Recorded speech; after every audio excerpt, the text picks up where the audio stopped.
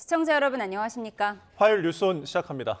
국회에서는 이 시각 김민석 국무총리 후보자에 대한 인사청문회가 진행되고 있습니다. 네, 오늘 첫날부터 여야는 청문회를 검사 취조실에 비유하고 김 후보자를 조국 전 장관에 빗대며 날선 공방전을 펼쳤습니다. 국회 연결합니다. 김다은 기자. 네, 국회입니다. 네, 인사청문회 시작 전부터 신경전이 대단했는데요. 여야가 자료 제출을 두고 초반부터 공방을 벌였죠.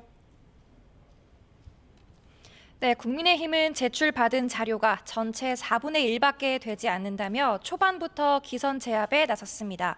증인 참고인도 모자라 자료도 없는 묻지마 청문회라며 6년 전 조국 전 법무부 장관 청문회를 재차 소환했습니다. 의혹 제기와 부실 청문회는 검찰 수사와 여론 악화, 또 결국 사임으로 이어질 거라며 자진 사퇴와 지명 철회를 거듭 요구한 건데 관련 발언 들어보시겠습니다.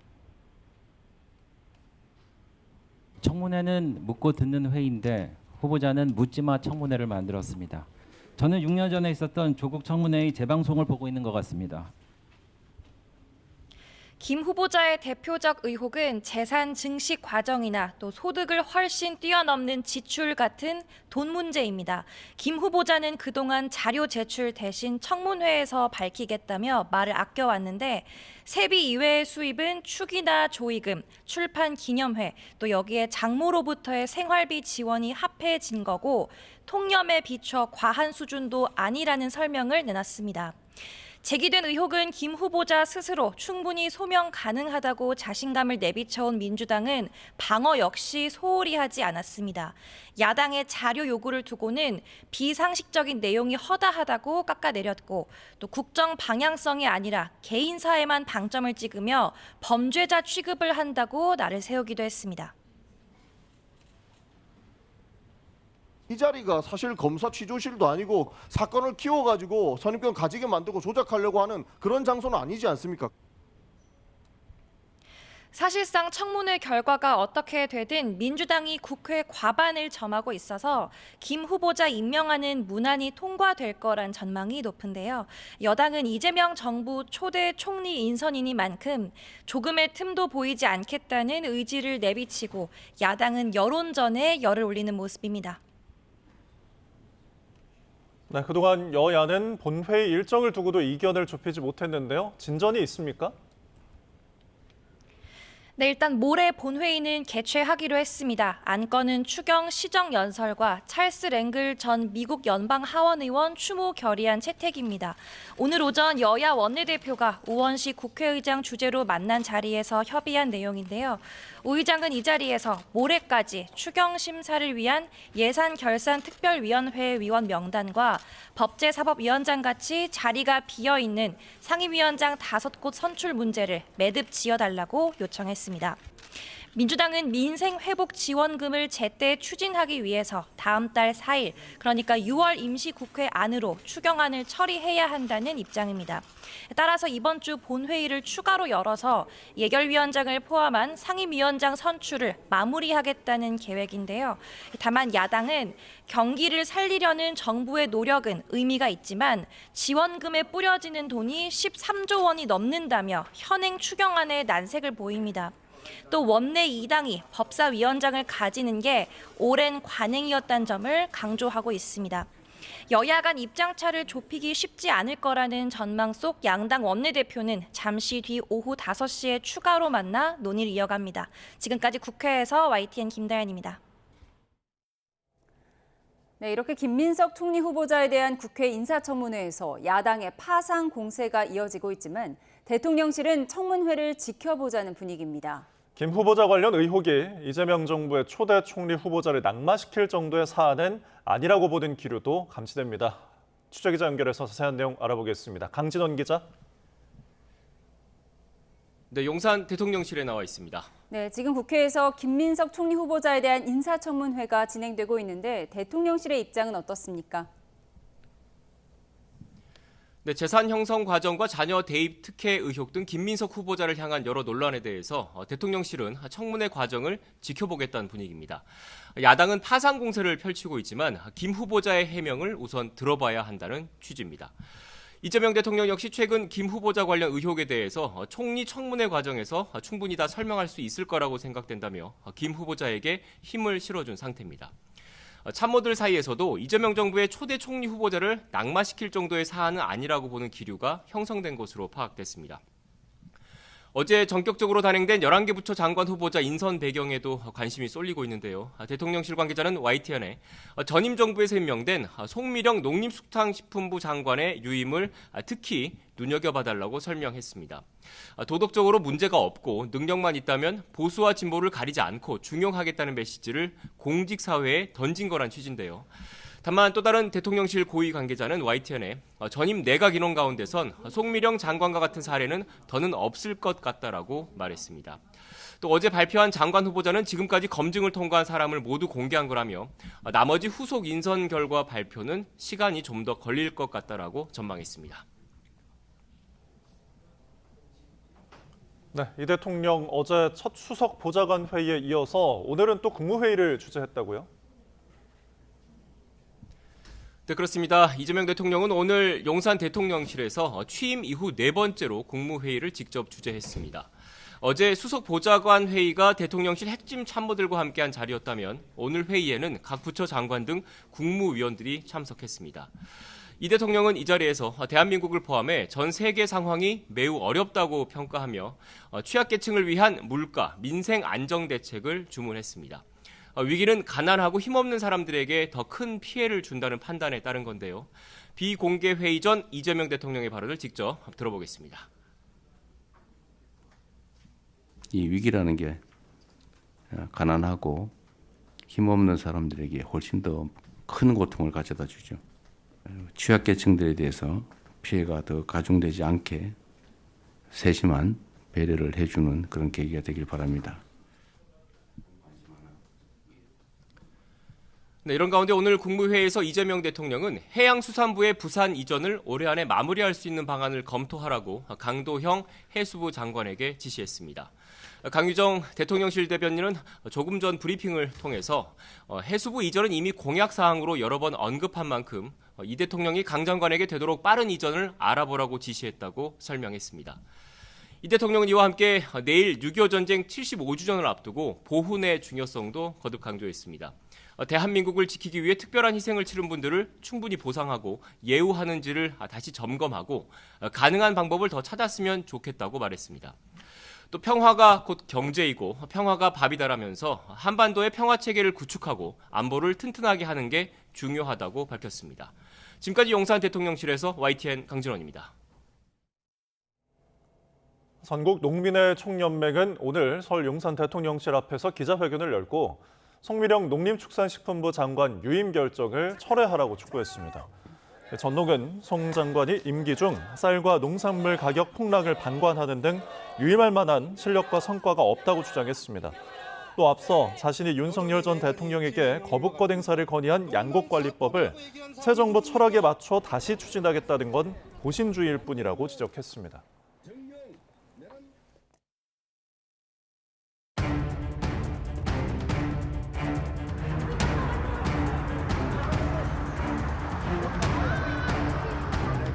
To the world that these strikes were.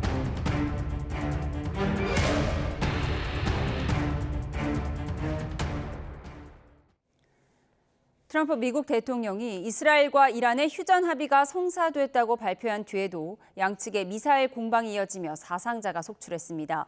트럼프 대통령뿐 아니라 이란과 이스라엘 등 당사국에서도 휴전 발표를 했는데 제대로 이행될지 더 지켜봐야 합니다. 중동 현지에 나가 있는 특파원 연결하겠습니다. 조수연 특파원. 네, 이스라엘과 요르단 국경 킹 후세인 국경검문소 근처에 와 있습니다. 네, 현재 전황은 어떻습니까? 네, 지금은 조금 잠잠한 상태인데요. 오늘 새벽에도 이란은 이스라엘을 향해 미사일을 발사했습니다. 이스라엘 구조대는 이란 미사일이 남부 지역에 떨어져 4명이 사망하고 8명이 다쳤다고 밝혔습니다. 도널드 트럼프 미국 대통령이 양측의 휴전 합의가 이루어졌다고 선언한 뒤에 벌어진 상황인데요. 트럼프 대통령 발표 후 이스라엘군은 5차례의 공습 경보를 발령했습니다. 이스라엘도 오늘 새벽 이란 서부의 미사일 발사대를 겨냥해 공습을 이어갔습니다. 이로 인해 이란 북부 길란주에서 9명이 사망했다고 이란 반관영 타스님 통신이 전했습니다. 제가 와 있는 이곳에서도 연일 공습 경보가 울리고 밤에 미사일이 날아가는 불빛이 포착되는 등 전쟁 상황을 실감할 수 있었습니다. 국경에는 평소보다 더 많은 경찰이 배치돼서 경계가 강화됐습니다. 트럼프 대통령은 2시간 전쯤 휴전이 발효됐다고 밝혀서 양측의 공습 공방이 멈출지는 조금 더 지켜봐야겠습니다. 네, 미국을 상대로 한 이란의 보복 공격 후 얼마 지나지 않아서 휴전 발표가 나왔는데요. 당시 상황 다시 한번 정리해 주시죠. 네, 트럼프 대통령의 발표가 이루어지기 전 이란은 카타르에 있는 미군 기지를 향해 보복 공격에 나섰습니다. 지난 21일 핵시설 3곳에 미국의 공습을 당한 데 따른 첫 보복이었는데 다만 미국의 사전 통보를 해서 인명피해는 없었습니다. 트럼프 대통령은 이란이 미사일 14발을 발사했지만 13발은 격추했고 한 발은 전혀 다른 방향으로 향했다고 설명했습니다. 이후 트럼프 대통령은 이스라엘과 이란이 완전하고 전면적인 휴전에 합의했다고 선언했습니다. 그러면서 24시간이 지나면 전 세계가 이란과 이스라엘의 이른바 12일 전쟁의 종식을 보게 될 것이라고 강조했습니다. 로이터 통신은 트럼프 대통령과 JD 벤스 부통령이 카타르 국왕과 휴전안을 논의했고 카타르의 중재로 이스라엘과 이란의 동의를 얻어냈다고 전했는데요. 조금 전 베냐민 네타냐후 이스라엘 총리는 이란과의 휴전에 동의한다고 확인하면서 위반 시엔 강력히 대응하겠다고 밝혔습니다. 또 이란 국영 프레스TV는 이스라엘 영토에 대한 4번의 마지막 공습을 끝으로 휴전이 발효됐다며 이에 따라 군이 공습을 멈췄다고 보도했습니다. 이란 매체가 휴전 발효 발표를 한 직후 이스라엘군도 시민들에게 공습 보호 시설을 떠나도 좋다고 공지한 것으로 전해졌습니다. 지금까지 이스라엘과 요르단 국경 인근에서 YTN 조수연입니다. 중동전쟁 휴전 합의에 코스피가 급등하며 3,100선에 올라섰습니다. 코스피 3,100선은 지난 2021년 9월 이후 3년 9개월 만입니다. 취재기자 연결해 증시 소식 알아보겠습니다. 유한홍 기자, 오늘 코스피가 크게 오른 이유 짚어주시죠. 장 초반 개인이 지수를 끌어올리다 손을 바꿔서 외국인과 기관이 순매수를 하며 급등을 했습니다. 코스피는 전날보다 1.55% 오른 3061.14로 개장했는데 3%까지 상승폭이 커졌습니다. 12시 50분쯤에는 지난 2021년 9월 이후 3년 9개월 만에 3,100선을 돌파했습니다. 이스라엘과 이란이 전면적인 휴전에 합의했다는 소식에 투자 심리가 후끈 달아올랐습니다. 시가총액 상위 종목 대부분 상승세였습니다. SK하이닉스는 장중에 7% 넘게 오르며 28만 닉스를 달성했고 삼성전자도 4% 이상 올라 6만 전자에 복귀했습니다. 테슬라가 로보택시 공개 후 10% 이상 급등한 영향으로 모처럼 2차 전지주도 강세였습니다. 반면 중동 사태로 상승세였던 정유주와 해운주, 방산주는 일제히 하락했습니다. 코스닥 지수도 상승폭이 2%대까지 커지며 800선을 돌파했습니다. 역시 외국인과 기관이 지수를 끌어올렸는데 코스닥 800대는 지난해 8월 이후 11개월 만입니다. 원달러 환율은 전날보다 20원 이상 내렸습니다. 3시 반 기준 원달러 환율은 전날보다 24.1원 내린 1360.2원을 기록했습니다. 전날 상승폭 이상 하락하며 안정적 흐름을 이어가고 있습니다. 이달 들어 외국인이 5조 원 이상 순매수를 하며 코스피 3000시대가 열린 가운데 휴전 소식에 따른 유가 급락과 미국 증시 강세 영향으로 당분간 우리 증시 상승세는 이어질 것으로 전망됩니다. 지금까지 YTN 유환홍입니다. 숙명여자대학교가 김건희 여사의 석사 학위를 취소했습니다. 표절 의혹이 제기된 지 3년이 넘어서야 학위를 취소한 건데 김 여사에게 박사 학위를 수여한 국민대도 학위 취소 절차에 착수했습니다. 윤태인 기자의 보도입니다. 숙명여대가 김건희 여사의 석사 학위를 취소한다고 밝혔습니다. 지난 2021년 김 여사의 석사 학위 논문 파울 클레의 회화의 특성에 관한 연구가 표절 논란에 휩싸인 지 3년여 만입니다. 윤석열 정부 내내 논란이 이어졌지만 숙대는 계엄 정국이던 올해 2월에야 표절이라는 판단을 내놨습니다. 하지만 지난 2015년 신설된 규정을 1999년 제출된 김 여사 논문에 소급 적용할 수 없다는 주장에 징계는 늦어졌고 결국 학칙을 바꿔 학위 취소 근거를 만들었습니다. 학칙 개정까지 마친 뒤 숙대 연구윤리 진실성위원회는 총장에게 김 여사 학위 취소를 요청했고 대학은 이를 받아들였습니다. 표절 의혹을 제기했던 숙대 민주동문회 측은 당연한 결과라면서도 학위 취소 결론이 너무나 늦어졌다고 지적했습니다. 마무리가 된 거니까요. 에 대해서는 다행으로 생각을 하지만 사과라든가 이런 걸 통해서 지연시킨 것에 대한 책임을 통감했으면 좋겠는데 김 여사가 박사학위를 받았던 국민대도 학위 취소 절차에 돌입했습니다. 고등교육법에 따라 석사학위가 취소되면 박사 입학 자격이 사라지고 따라서 박사학위 수여도 무효로 판단할 수 있다는 겁니다. 국민대는 김 여사 석사학위 취소 공식 문서를 확보한 뒤 내부 위원회 등을 통해 입학 무효한 건을 심의 의결할 예정입니다. YTN 윤태인입니다. 윤석열 전 대통령의 부인 김건희 여사를 둘러싼 각종 의혹을 수사할 민중기 특검팀이 관련 기관에 사건 이첩을 요청하며 본격 수사 준비에 나섰습니다.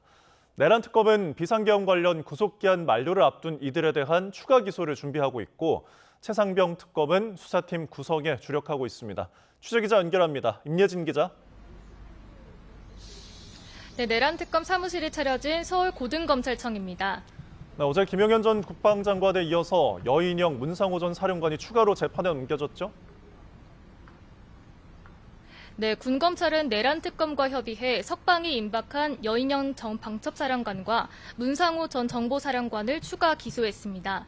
여 전 사령관에게는 헌법재판소와 군사법원에서 위증한 혐의가, 문 전 사령관에게는 선관위 부정선거 의혹 수사를 위해 군의 인적 정보를 누설한 혐의가 적용됐습니다. 이 밖에도 이진우 전 육군 수도방위 사령관과 박안수 육군 참모총장 등 비상계엄 관련 인물들의 구속기한이 얼마 남지 않은 상황인데요. 내란 특검팀은 추가 혐의점이 있는지 판단하기 위해 기록을 검토하고 있다고 설명했습니다. 또 특검팀은 경찰 비상계엄 특별수사단으로부터 증거인멸 교사 혐의 등 윤 전 대통령과 경호처 관련 사건도 모두 넘겨받기로 했는데요. 경찰 수사관 31명도 모레부터 정식 파견받고 기록 검토를 어느 정도 마친 뒤에 수사팀을 구분해 사건을 배분한다는 계획입니다. 김건희 특검팀은 관련 기관들의 사건 이첩을 요청했다고요? 네, 민중기 특검이 이끄는 김건희 특검팀은 어제 대검찰청과 경찰청 국가수사본부, 공수처에 관련 사건 이첩을 요청했다고 밝혔습니다. 특검팀은 파견검사 40명에 대한 요청을 마치고 일부는 업무에 착수하기도 했는데 아직 정식 수사를 개시한 건 아니라고 전했습니다. 민특검은 오늘 별도의 공식 일정 없이 사실관계를 파악하고 법리 검토를 하면서 수사 방향을 논의할 예정이라고 밝혔습니다. 앞서 김건희 여사가 서울중앙지검과 서울고검의 소환에 모두 불응하면서 김 여사의 대면 조사는 결국 특검팀 몫으로 넘어가게 됐는데요. 김건희 특검팀 소속 김형근 특검보는 이와 관련해 차차 준비해서 진행하도록 하겠다는 입장을 밝혔습니다. 네, 끝으로 최상병 특검의 진행 상황도 전해주시죠. 네, 이명현 최상병 특검은 오늘 오후 오동훈 고위공직자 범죄수사청을 만나 파견 인력을 협의했습니다. 앞서 이 특검은 최상병 사건을 수사했던 차정현, 이대환 부장검사 등의 파견을 원한다는 뜻을 밝혔는데요. 면담 이후 취재진 질의에는 공수처 인력 사정 등을 언급하며 결정된 건 아니라고 말을 아꼈습니다. 이 특검은 현재 경찰과도 파견 협의가 이루어지고 있고 군검사 일부는 오늘부터 업무를 시작했다고 말했습니다. 또 박정훈 대령의 항명 사건 항소심 재판 이첩과 관련해선 특검법에 따라 가능한 부분이라며 당연히 검토 대상이라고 설명하기도 했습니다. 최상병 특검팀은 오늘부터 청소와 내부 공사를 진행해 오는 30일까지 서초동 사무실에 정식 입주하겠다는 계획입니다. 지금까지 서울고검에서 전해드렸습니다.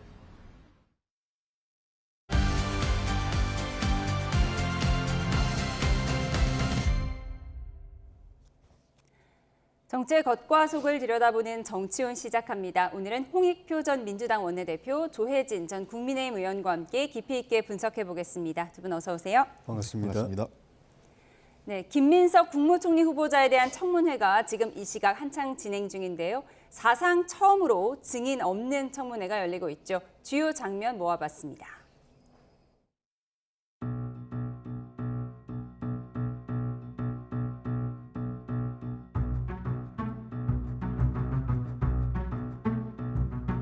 과거 한덕수 총리 후보자나 황교안 총리 후보자 또는 이완구 장호원 총리 후보자들께서 본인의 경우에는 과도한 사생활 침해에 해당하는 경우 그리고 타인 자료 또는 자료가 존재하지 않는 경우에 대해서는 타조가 모래에 머리를 묻는다고 큰 몸통이 안 모입니까?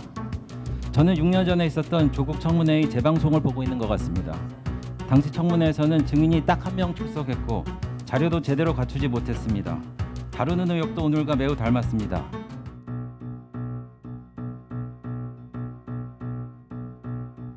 코넬대 유학자금 관련 자료 요구를 했더니 장남에게 송금된 외국한 신고 내역이 없다라고 왔어요. 없다고 왔습니다. 장남에게 송금된 외환국 신고 내역이 없다는데 그러면 장남은 어디서부터 돈을 받아서 코넬대 학비를 지급한 것입니까? 이건 지금 말이 안 되는 거죠. 자, 제가 발언 좀 하고 좀 말씀 좀 해주시면 안 되겠어요? 잠깐만요. 자, 조용히 해주십시오. 자, 김영 간사님, 자, 지금 발언 중이니까 조용히 해주시고.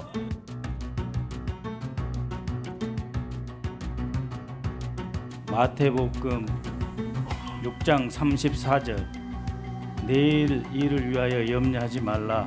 내일 일은 내일이 염려할 것이요 한날의 괴로움은 그날로 족하니라. 이 말씀을 우리 총리 후보자께서 그 엄청난 역경을 이기면서 몇 번이나 되시겠을까 생각을 했습니다.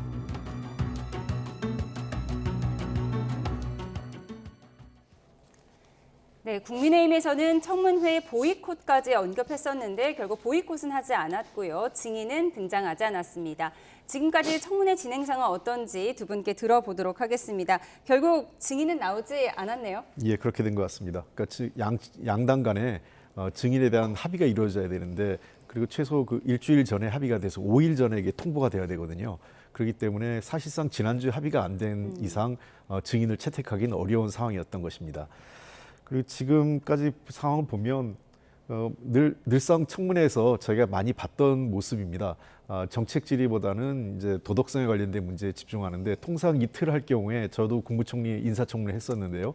뭐 첫날은 도덕성, 둘째 날은 정책 이렇게 구분해서 하는 경우도 있었고 아니면 뭐 꼭 그렇지 않더라도 의원들 간에 어떤 의원은 좀 도덕성 질문을 어떤 의원은 정책 질문을 이렇게 역할 분담이라서 하는데 글쎄요, 아직 지금 뭐 제가 다 방송을 모니터링 못해서 그런데 정책 질의는 없고 그냥 도덕성과 관련된 문제가 좀 계속 논란이 되고 있는 것 같습니다. 정책 질의는 없는 것 같습니다. 예. 그런데 고성이 오가는 모습은 말씀하신 대로 상당히 익숙한데 마태복음이 등장했어요. 성경 말씀은 왜 나온 거죠? 아마 이제 김민석 후보자가 지난 2010두 번에 걸쳐서 이제 정치자금법 위반의 판결, 그러니까 최종적인 판결을 받으면서 사실상 2002년도에 의원직을 내려놓은 이후에 한 18년 가까이를 지금 의원 활동을 못 하다가 이제 국회에 복귀했거든요. 2020년에. 그래서 그동안의 어떤 인고의 세월을 다시 한번 상기시킨다는 의미에서 마태복음을 인용한 것 같은데 글쎄요. 하여간 국민들이 어떻게 보실지 모르겠습니다. 네, 결국 이렇게 증인 없는 청문회가 됐고요. 국민의힘에서는 김 후보자가 묻지마 청문회, 깜깜이 청문회를 만들고 있다고 주장을 했습니다. 그러면서 국민의힘에서는 청문회 초반부터 조국 청문회 재방송을 보는 것 같다. 이 부분을 강조했는데 아빠 찬스 의혹을 강조하고 싶었던 걸까요? 그것도 있고 돈 문제가 주로 거론됐던 거. 이슈가 됐던 것도 유사한 점이 있고 그리고 자료 제출도 미비했던 것 그리고 청문회 증인 조국 법무장관 후보는 한 명 채택을 해가지고 사실상 뭐 없는 거나 마찬가지로 했고 김민석 후보는 아예 그 한 명도 없는 상태로 한 것 그런 것들이 이제 똑같다라는 의미인데 그 안에 함축된 또 다른 의미가 있는 것 같아요. 그러니까 조국 후보 때도 자료를 그렇게 제대로 안 내놓고 증인 채택 반대하고 이래가지고 했던 게 그냥 청문회 때만 넘어가면은 그 뒤에 뭐 다 잠잠해지지 않겠느냐라는 그런 판단으로 했는데 결과가 그렇게 안 됐거든요. 그래서 국회 청문회는 끝났지만 그 뒤에 국회 청문회를 통해서 의혹이 해소됐으면은 진짜 잠잠해졌을 텐데 의혹이 해소 안 됐기 때문에 그 뒤에 언론에 의한 사실상의 청문회 또는 여론 청문회가 계속되면서 그 연장선상에서 검찰 수사까지 됐거든요.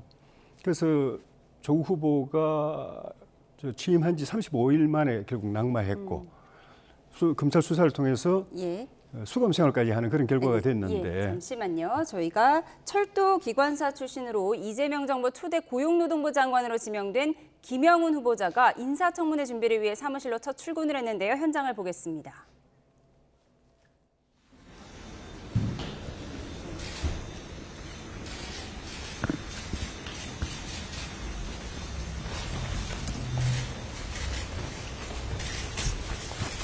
네, 서울 중구에 있는 서울지방고용노동청의 인사청문회 준비단의 사무실이 마련되어 있습니다.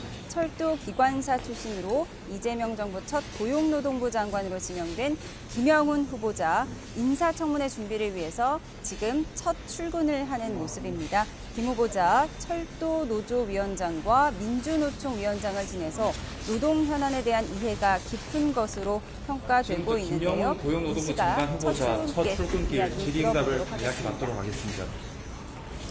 여러분 안녕하세요. 노동부 장관 후보자로 지명된 김영훈입니다. 수고들 많으십니다. 무거운 책임감을 느낍니다. 설렘보다 두려움이 앞서는 것도 사실입니다.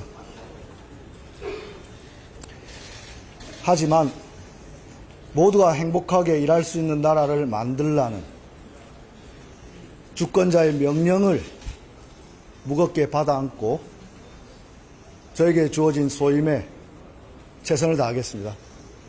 감사합니다.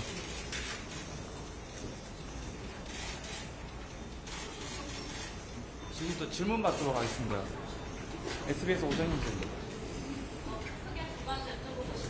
고용장관 후보자로서 가장 시급한 과제 3가지가 있다면 어떤 것이라고 보시는지 궁금하고요. 두 번째는 사회적 대화 관련한 건데 어떤 역할을 하실지, 특히 민주노총 참여도 이끌어낼 수 있을지에 대한 의문이 있는데 이에 대해서 어떻게 생각하시는지 궁금합니다. 우리 사회의 노동 문제에 가장 시급하고 근본적인 문제는 노동시장이 분절화되어 있다는 것입니다. 과거에는 정규직, 비정규직 문제가 중심이었다면 지금은 비정규직도 아니고 비임금 노동자가 확산되고 있습니다. 이렇게 분절화된 노동시장을 어떻게 통합시켜낼 것인가 라고 하는 것은 이재명 정부가 추구하는 바로 성장과 통합이라고 하는 국정 기조에도 일맥상통하는 것이라고 저는 생각합니다. 그런 차원에서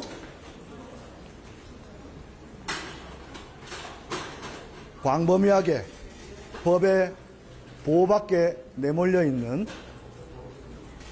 수많은 일하는 사람들, 평범한 우리 이웃들의 일할 권리를 보호하는 것이 가장 시급하고 중요한 문제라고 생각합니다. 사회적 대화와 관련해서 사회적 대화를 우리가 추구하는 이유는 두 가지라고 생각합니다. 방금 말씀드린 바와 같이 기업별 노사관계로는 도저히 포괄하지 못하는 다양한 형태의 일하는 시민들이 존재합니다. 그들을 보호하기 위해서는, 그들을 시장의 횡포로부터 보호하기 위해서는 바로 사회의 보호기능이 작동되어야 하고, 이 사회의 보호기능을 어떻게 만들 것인가를 논의하는 것이 사회적 대화라고 생각합니다. 하지만 이 사회적 대화의 길은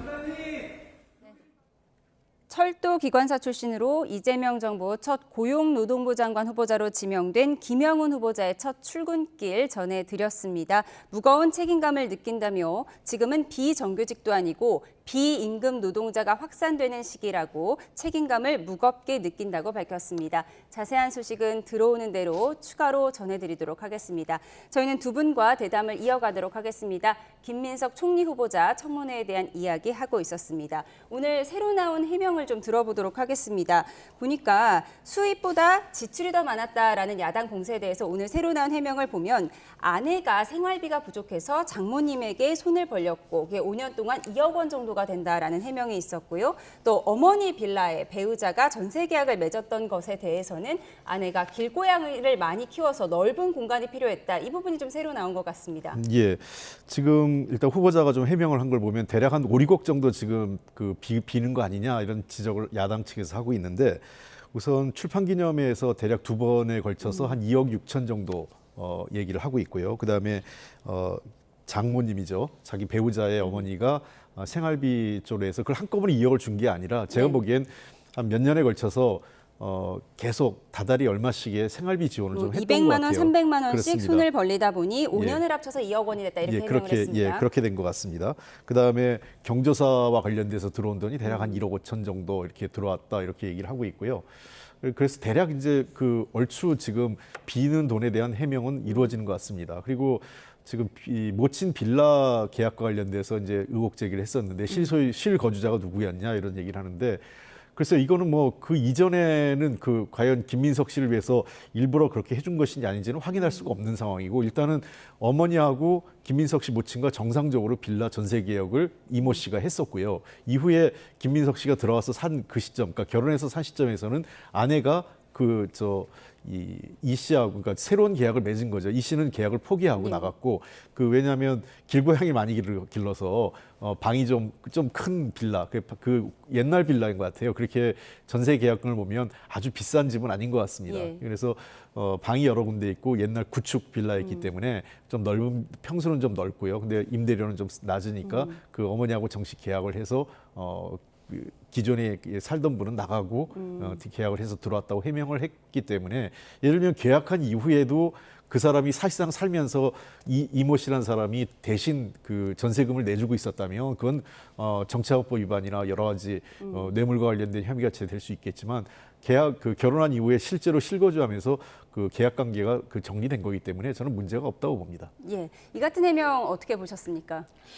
근데 뭐 해명은 앞짐도 이제 진행되고 있고 또 우리 당에서 제기하고 있는 의혹들에 대해서 아직 100% 그렇게 해명이 된 상황은 아닌 것 같고 우리 의원들은 납득이 안 되는 부분이 많이 있는 것 같은데 그것도 그거지만은 이 청문회 자체가 이제 그 생방송을 지켜볼 때 그 전에도 청문회에 대한 이제 국민들의 실망 이런 것이 커졌고.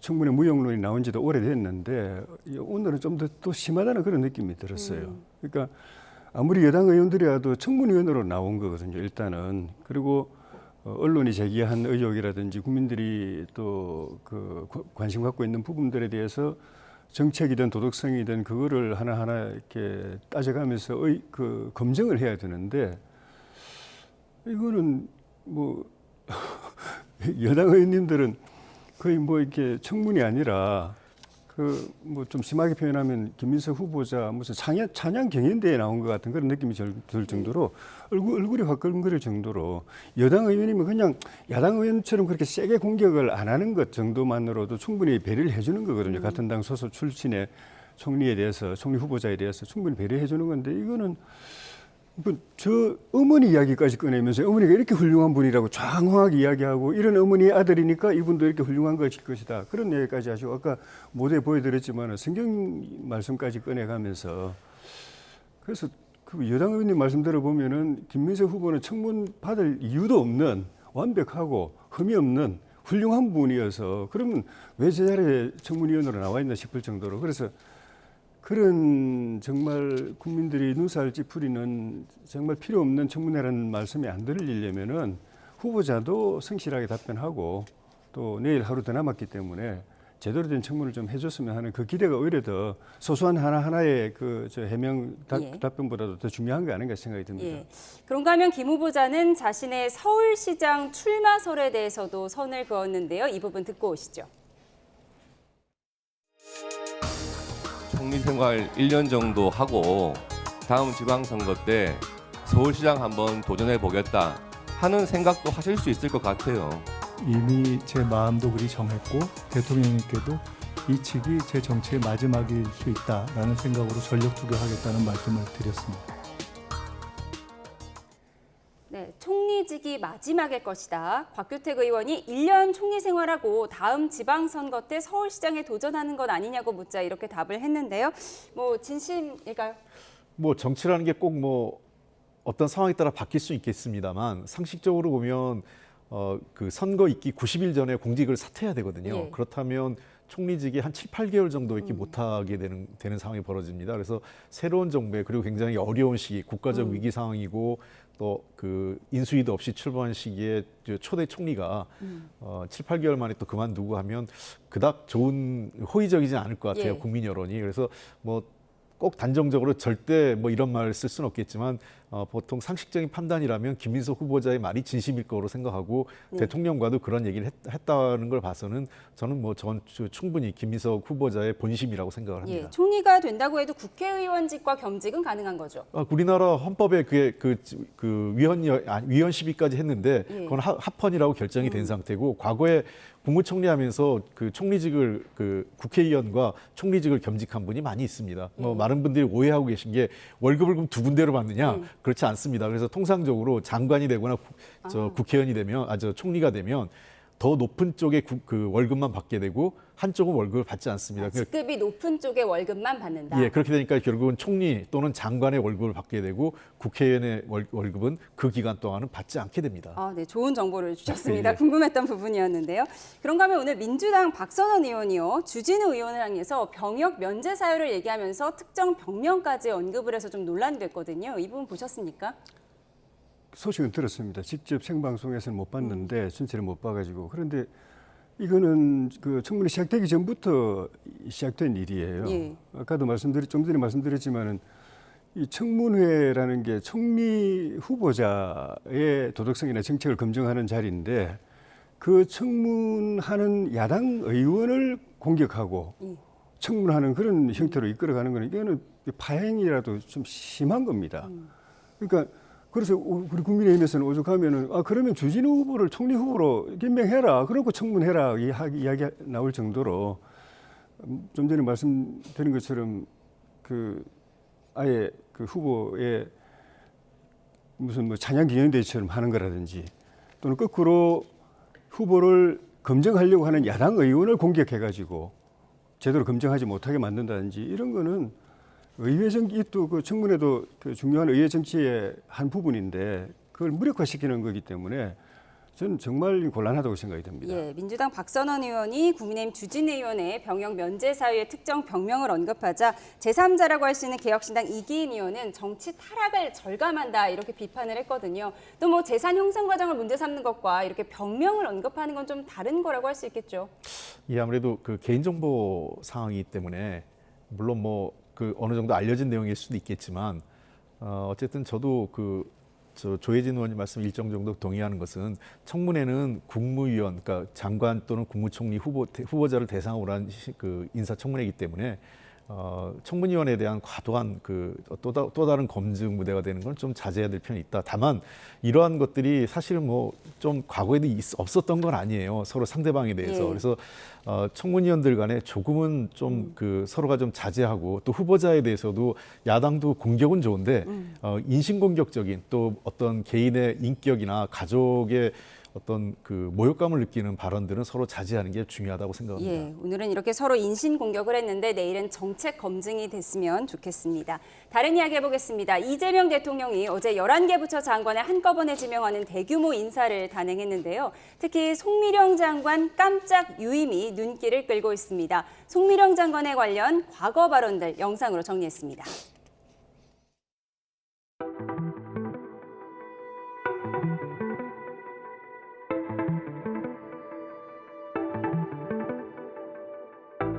농식품부 장관 후보자가 1억 원을 불법 증여한 의혹을 제기하니까 아이들에게 용돈 차원에서 준 거다. 이렇게 어려운 민생 고통 와중에 1억 정도는 용돈으로 주는 거다. 제정신으로 할 수 있는 말이겠습니까?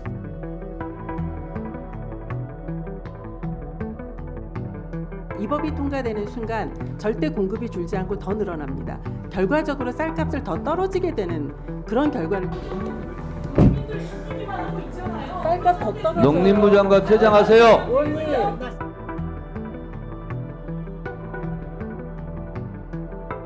바지가랑이라도 붙잡고 몸으로라도 막을 수 있는 그런 상황이 안 됐습니다. 그래서 정말 죄송합니다. 저도 상당히 당황스러운 지금 상태인데요. 우리 농업인들의 삶도 좀 나아질 수 있도록 분골쇄신하는 그런 자세로 최선을 다하겠습니다.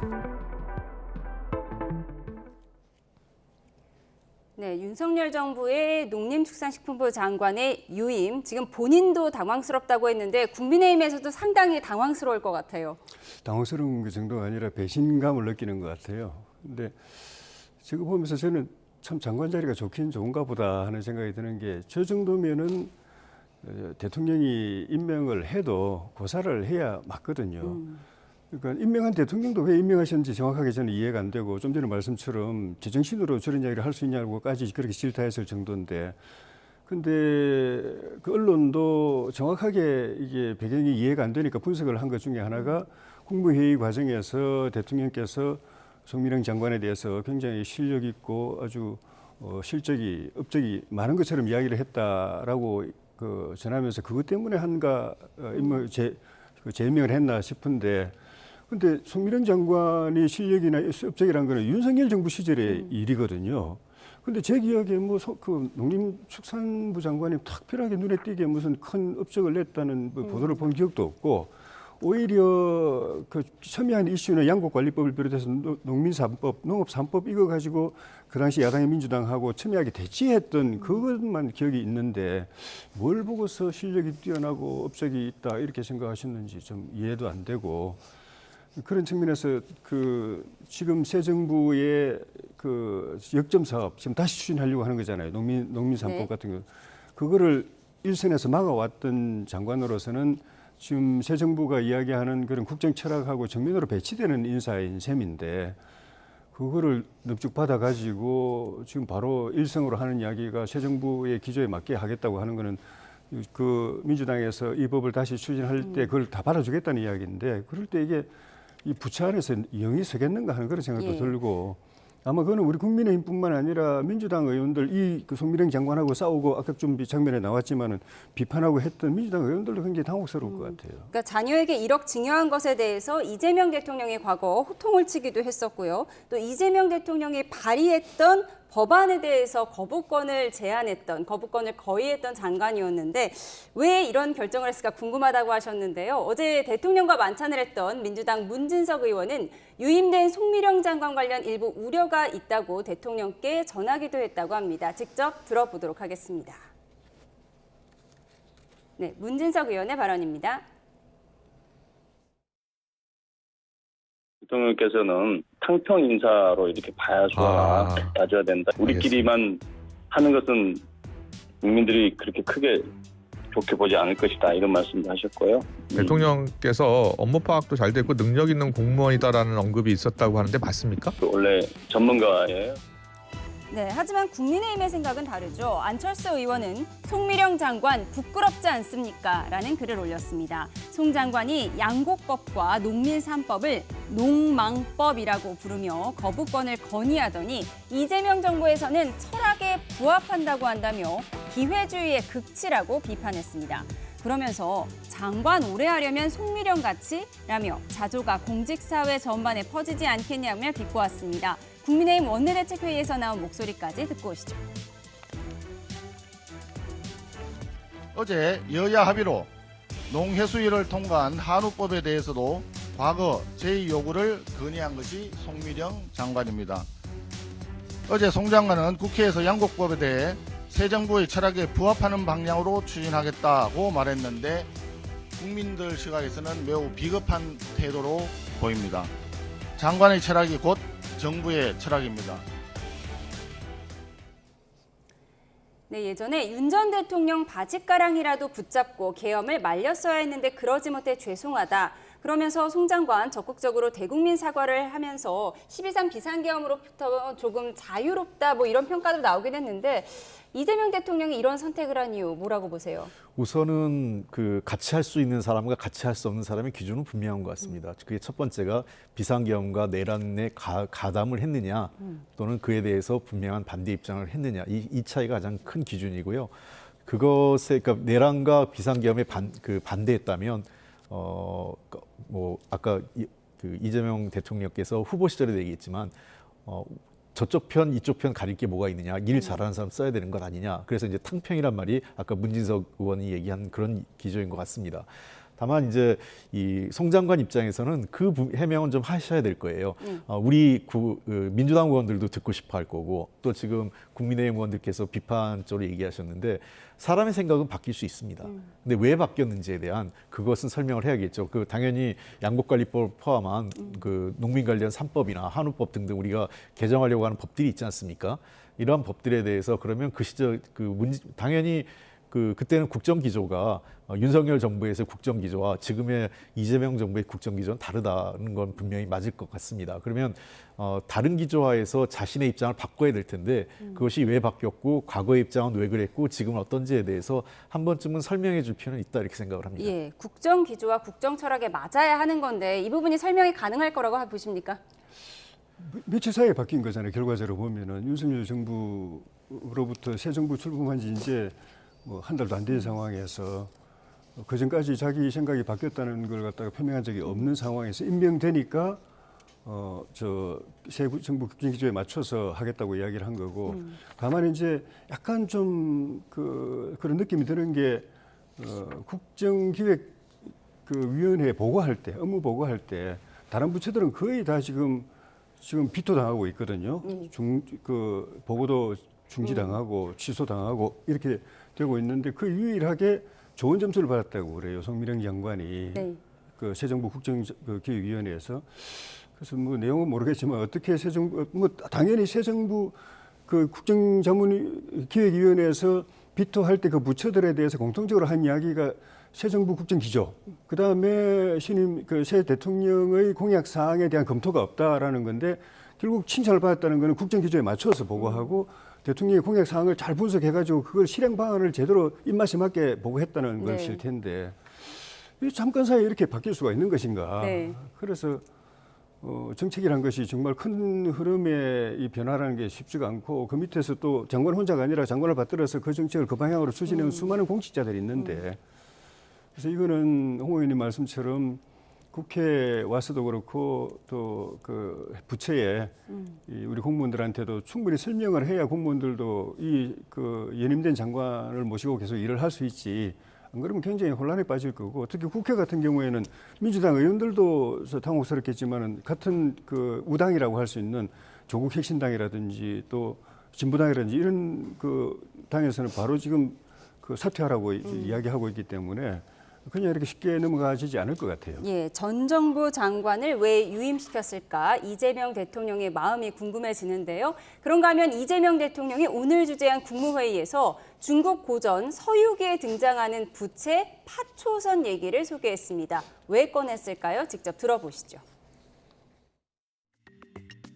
다들 뭐 어릴 때 다 보셨을 텐데 파초선이라고 하는 부채를 든 마녀인가요? 뭐 그런 게 있죠.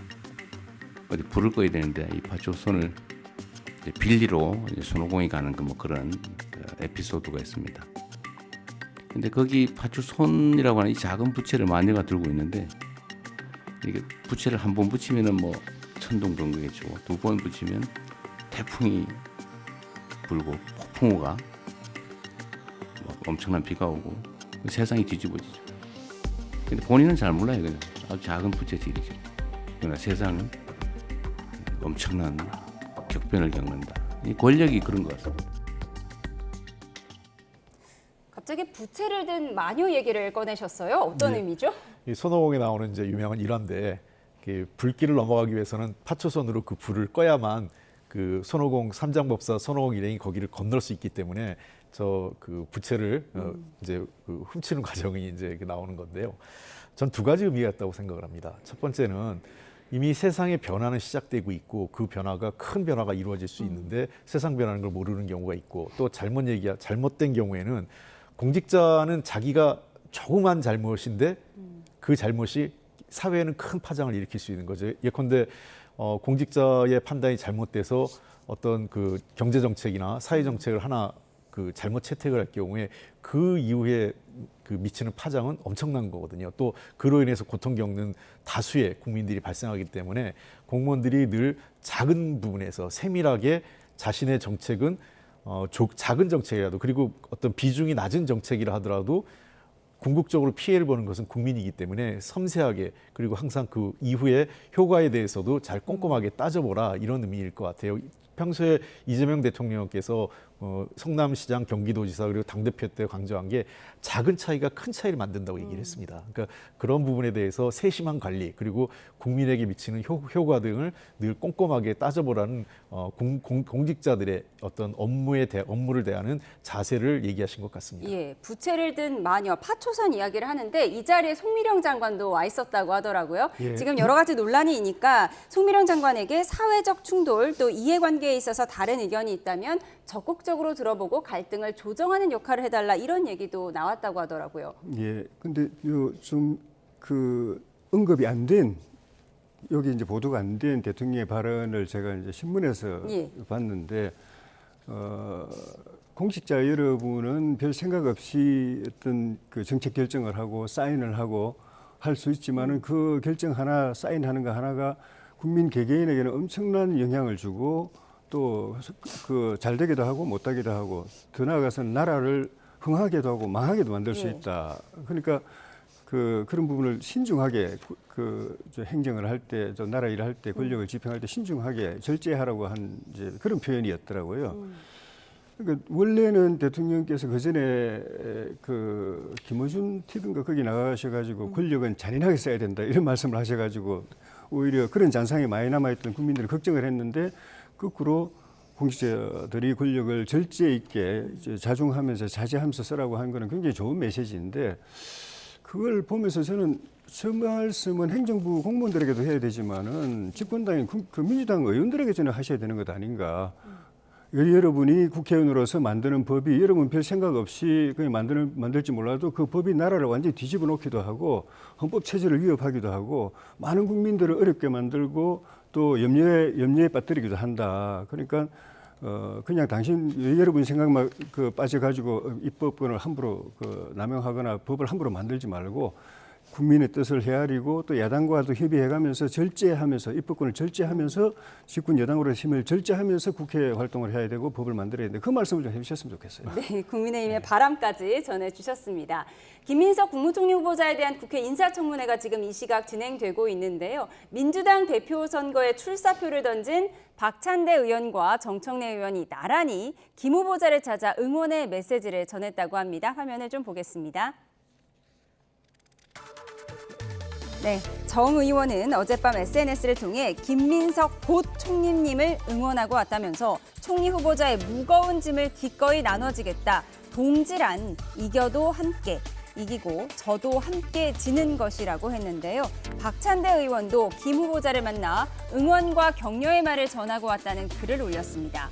야당의 터무니없는 의혹 제기와 사생활은 물론 종교까지 정쟁의 대상으로 삼는 행태에도 흔들림 없이 청문회를 준비하고 있는 김 후보자의 모습에 깊은 믿음이 생겼다고 했는데요.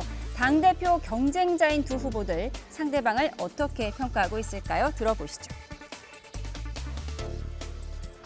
나는 정청래 의원은 스타 플레이어 같은 느낌이 들어요. 스타 플레이어? 골게터라고도 이야기를 했죠.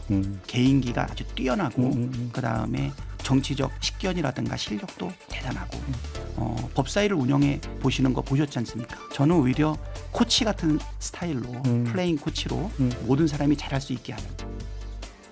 굳이 이제 권투로 치면 저는 인파이터, 그렇죠. 강력한 파이터. 예. 그리고 박찬대 의원은 뭐 약간 좀 아웃복서, 뭐 그렇게 볼 수도 있는데요. 아웃복싱을 원하시는 분들은 뭐 저를 선호하지 않을 수 있습니다. 근데 저처럼 파워풀한 강력한 당 대표, 개혁 당 대표 기대하는 분들은 저를 선호할 것이다.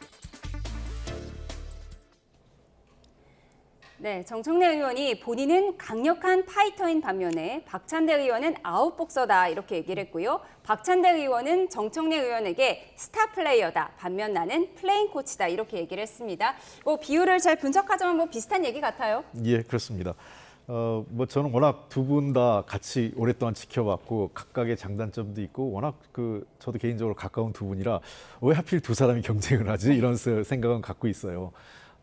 두 분 다 당대표를 하면 정말 다 나름대로 역할을 할 수 있는 분이기 때문에 물론 이제 박찬대 의원은 이번에 원내대표하고 또 그 대표 권한대행 하면서 대선을 잘 무리 없이 승리로 이끄는 큰 그 공헌을 했죠. 당으로서는요. 그리고 정청래 의원 같은 경우는 지난 그 이재명 대표 일기 체제에서 수석 최고위원을 하면서 정말 험난한 길을 힘차게 뚫고 나왔습니다. 제가 그때 원내대표 할 때도 누구보다도 정청래 의원이 앞장서서 싸웠고, 그러니까 싸움의 현장에서는 정청래 의원이 항상 그 선두에 서서 싸워주는 역할을 했습니다. 그러니까 본인이 그래서 인파이터라는 얘기를 쓰는 것 같습니다. 아마 우리 두 후보자를 놓고 우리 당원들이 행복한 고민을 할 것 같아요. 그래서 저는 어느 분이 돼도 다 충분히 역량을 할 수 있는 분이라고 생각을 하고, 정말 플레잉 코치 같이 당을 잘 통솔해서 합리적으로 이끌 분을 원하는지 아니면 강력한 개혁 당대표를 원하는지 그건 우리 이 당원들과 지지자들이 판단하실 몫이라고 생각합니다. 예, 오늘 라디오 인터뷰를 보면 정청래 의원이 이런 말을 했습니다. 이재명 대통령이 사람들을 바라볼 때 박찬대 의원을 바라볼 때가 가장 꿀잼이다. 꿀이 떨어진다. 그러니까 인간적으로 제일 좋아한다. 그러니까 자신의 경쟁자를 이재명 대통령이 더 좋아한다. 이런 말을 한 것 같기도 한데요. 어떤 의미죠? 그건 사실이기 때문에요. 왜냐하면 정말 꿀잼인가요? 꿀이 떨어지나요? 아니, 박찬대 의원이 이 아재 개그를 잘해요. 예. 그러니까 이제 최고위원회의 같은 거 할 때는 좀 분위기가 좀 엄숙하지 않습니까? 거기에 뜬금없는 농담을 합니다. 많이 하죠. 예, 그러면 이제 기자들도 많이 아는데 그렇게 되면 이제 아이스 브레이킹, 그러니까 약간의 이제 환하게 웃는. 그러니까 이재명 대표 같은 경우도 굉장히 힘들어하고 스트레스 받다가 순간적으로 웃고 그게 굉장히 따뜻한 시선을 가게 되는 거죠. 근데 어차피 당 대표는 이재명 대표한테 잘 따뜻한 눈길로 결정되는 건 아니니까. 그래도 명심이 또 당심을 결정하기도 하니까요. 글쎄요, 이제 대통령 되셨으니까. 하여간 저는 능력과 통합, 그러니까 우리 당을 이재명 정부를 얼마큼 든든하게 뒷받침해주는 여당 대표, 그리고 당원과 지지자들이 원하는 개혁을 이끌어갈 수 있는 여당 대표가 누구인가에 대해서 우리 당원들께서 잘 판단하실 것 같습니다. 네, 민주당 당대표 선거가 8월 2일인데 벌써 과열됐다는 비판도 나오는 것을 의식해서 그런지 박찬대, 정청래 두 의원이 오늘 국회에 나란히 입장을 했다고 하더라고요. 그런데 아름다운 경쟁이 될 수 있을 것이냐, 경쟁이 아름다울 수 있을까요? 겉으로는 아름답겠지만 수면 위에서는 우아하게 하지만은 물 밑에서는 굉장히 치열하게 하겠죠. 좀 전에 말씀 들어보니까 정청래 후보는 새 정부에는 좀 자기처럼 아주 격하게 싸워줄 파이터, 싸움꾼이 필요하다는 걸 이제 득표 포인트로 내세우는 것 같고, 박찬대 후보는 우리는 권력 잡은 사람들이고 강자이기 때문에 국민들이 다른 시선으로 보기 때문에 더 로키로 가야 되고, 그 전체를 아우르는 야당일 때 입장이 아니라 여당이 집권 국정을 책임진 입장에서 전체를 아우르면서 소리 없이 일이 되게 만드는 당대표가 필요하다는 상당히 대조적이죠. 근데 제가 볼 때는 박찬대 의원이 생각하는 그 리더십이 맞아요. 그게 대통령과 새 정부에 도움이 될 겁니다. 그런 역할이, 당대표 역할이.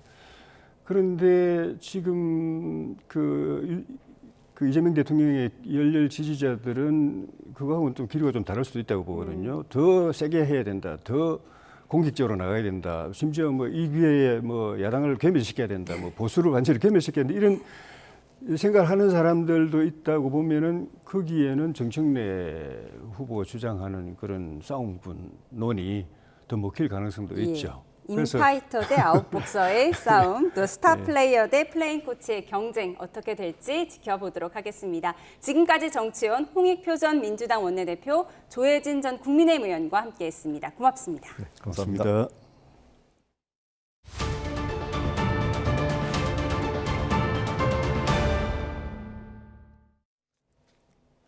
AI 민간 전문가로 일하다 과학기술정보통신부 장관으로 지명된 배경훈 후보자가 오늘 청문 준비를 위해 첫 출근을 했습니다. 하정우 AI 미래기획수석에 이어서 70년대생 AI 전문가가 새 정부에 합류하면서 AI 정책의 변화를 예고하고 있습니다. 임늘솔 기자입니다. 배경훈 과학기술정보통신부 장관 후보자가 서울 광화문에 마련된 사무실에 출근했습니다. 배 후보자는 각계각층의 전문가들과 폭넓게 협력하고 현장과 소통하며 발로 뛰는 장관이 되겠다는 포부를 밝혔습니다. AI 세계 3대 강국 실현을 차질 없이 이행하고 과학기술 기반 진짜 성장을 추진하기 위해서 최선의 노력을 다하겠습니다. 네이버 출신 하정우 AI 미래기획수석에 이어 AI 전문가가 과학기술 정책의 수장에 지명된 것은 AI 강국 도약에 대한 강한 의지가 반영됐다는 분석입니다. 특히 민간의 역동적인 에너지를 적극 수혈해 수동적인 관료 조직에 변화의 바람을 일으키겠다는 의도로 보입니다. 다만 40대 후반의 민간 전문가를 내세워 60년대생 고위 관료들이 기득권을 형성한 조직에 실질적인 변화를 일으킬 수 있을지는 미지수입니다. 이미 과기정통부 업무보고에선 AI 3대 강국 도약을 위한 구체적 이행 계획이 미흡하다는 평가가 나왔습니다. 특히 GPU 등 AI 인프라 확보와 AI 투자 100조 원 달성 계획은 구체성이 떨어져 관료들이 AI 기술 강국에 대한 고민이 부족하고 기존의 관행만 되풀이하고 있다는 지적을 받고 있습니다. 관료사회라는 게 사람을 바꾼다고 달라지지 않아요. 특히 우리나라의 관료들은 무슨 기계 부품 같습니다. 사람을 바꾸면은 그 바꾼 곳에서 그 하던 일을 계속하지 자신의 생각을 거기다가 집어넣는 일에 굉장히 서툴러요. 이 때문에 AI 강국 도약을 위한 과학기술계의 혁신적인 변화를 위해서는 주무부처의 핵심 인력들의 교체 등 보다 근본적인 인적 구조 개편이 필요하다는 지적입니다. YTN 사이언스 임늘솔입니다. 중소벤처기업부 장관 후보자로는 한성수 네이버 고문이 지명돼 인사청문 준비에 착수했는데요. 오늘 첫 소감을 밝혔습니다. 들어보시죠. 우리 경제에 있어서 중소벤처기업과 중소상공인의 위치는 굉장히 우리 경제의 근간이 되고 그리고 뿌리가 되는 위치에 있다고 생각을 합니다. 700만, 800만이 넘는 사업자들이 속해 있는 부서이고 그러다 보니 알아야 할 것들도 많고 또 파악해야 할 부분들도 많다고 생각을 하고 있습니다. 중소기업 관련해서는 글로벌 경쟁력 부분에 있어서 좀 더 경쟁력을 확보하실 수 있도록 애를 쓸 것이고요. 그리고 소상공인 관련된 부분과 골목상권 그리고 전통시장 관련해서는 아무래도 저희의 근간을 이루는 그 영역들이다 보니 기초를 튼튼히 하시는데 도움을 드리도록 할 생각입니다. 새벽 시간 부산의 아파트에서 불이 나 연기를 마신 초등학생 언니가 숨지고 동생은 중태에 빠졌습니다. 부모가 새벽 일을 위해 집을 비운 지 10여 분 만에 불이 시작됐는데 경찰은 화재 원인을 조사하고 있습니다. 차상은 기자입니다. 창밖으로 시뻘건 불길이 솟구치고 밖에는 출동한 소방차들이 가득합니다. 부산 진구에 있는 아파트에서 불이 난 건 새벽 4시 10분쯤. 소방관들이 불이 난 세대에 들어갔을 때 한 치 앞도 보이지 않을 정도로 내부는 연기로 가득 찬 상태였습니다. 불이 나자 주민들은 아파트 밖으로 모두 대피했지만 초등학생 자매는 집 밖으로 빠져나오지 못했습니다. 자매는 안방에서 발견돼 바로 병원으로 이송됐지만 10살인 언니는 숨졌고 7살 동생은 중태입니다. 침대에 있던 여아를 발견했고 다시 더듬어서 저 아래 바닥에서 자고 있던 여아를 검색해서 당시에는 호흡 맥박이 없었고 CPR 응급 상황이었습니다. 주민들은 어린 자매가 평소 인사성이 밝고 착했다며 안타까운 마음을 감추지 못했습니다. 연령대 높은 분들이 많이 사시는데 애들 보면 항상 이뻐라 하고 우리 할머니들이 이뻐라 하고 하다 보니까 인사성이 밝아가지고 할머니들 보면 꼭 인사하고 하고. 아기가 바로 저 옆에 이렇게 있었어요. 그리고 아기가 이렇게 누웠는데 팔이 이렇게 돼 있더라고요. 소방당국은 불이 거실에서 시작해 안방과 주방으로 번진 거로 보고 있습니다. 화재 당시 자매 아버지와 어머니는 집에 없었습니다. 새벽에 일터로 나선 지 10여 분 만에 화마가 자매가 자던 집을 덮친 겁니다. 경찰은 소방과 합동 감식을 진행하고 정확한 경위를 조사하고 있습니다. 부산진구는 사회복지 공동모금회를 통해 치료받고 있는 동생에게 의료비를 지원할 계획이라고 밝혔습니다. YTN 최상리입니다. 과속 단속에 상습적으로 적발된 것에 불만을 품은 40대 남성이 차량을 몰고 경찰서 건물로 돌진했습니다. 현행범으로 체포된 남성은 올해만 12차례 과속 단속에 적발돼 화가 나 범행을 저질렀다고 진술했습니다. 오선열 기자입니다. 검은색 SUV 차량이 경찰서 현관을 부수고 돌진합니다. 갑자기 들이닥친 차량은 로비를 지나 안쪽 벽에 충돌하고서야 겨우 멈춰섭니다. 저녁 8시 20분쯤 41살 남성 A씨가 차량을 몰고 순천경찰서를 들이받았습니다. 돌진한 차량은 앞범퍼와 사이드미러 등이 파손됐습니다. 다행히 인명피해는 발생하지 않았지만 경찰서 현관 유리문은 모두 부서졌고 내부 벽도 움푹 패였습니다. 현행범 체포된 남성은 음주나 약물 복용 상태는 아닌 것으로 파악됐습니다. 경찰 조사에서 A씨는 과속 카메라에 자주 적발된 것이 화가 나 범행을 저질렀다고 진술했습니다. 자영업을 하며 화물차 등 차량 2대를 보유한 A씨는 최근 5년 사이 고흥과 순천 등에서 36차례 과속 카메라에 적발됐습니다. 올해 들어서도 12차례 과속을 하다 적발됐습니다. 36건 지키고 올해만 한 12건 정도 지켰더라고요. 6월 11일 날 지킨 건 아직 납부 안 됐는데 그 통지서가 왔대요, 집으로. 그 통지서 보는 순간에 열이 받아갖고. 경찰은 A씨에 대해 특수건조물 침입 등의 혐의로 구속영장을 신청할 방침입니다. YTN 오선일입니다. 박단 대한전공의협의회 비상대책위원장이 사퇴할 뜻을 밝혔습니다. 박 위원장은 오늘 각 수련병원 전공의들에게 모든 직을 내려놓고자 한다는 내용의 공지를 보낸 거로 확인됐습니다.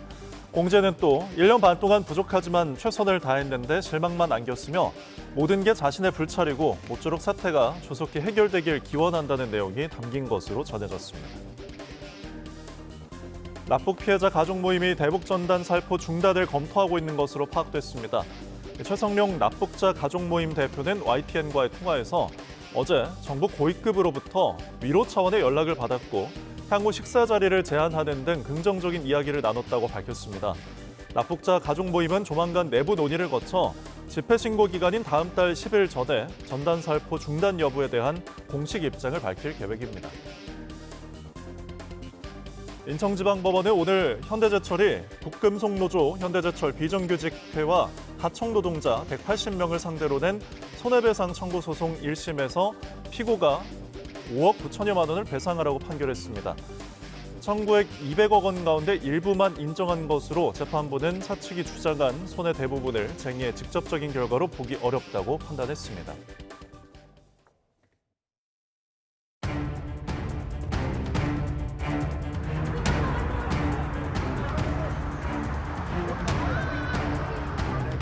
To the world that these strikes were.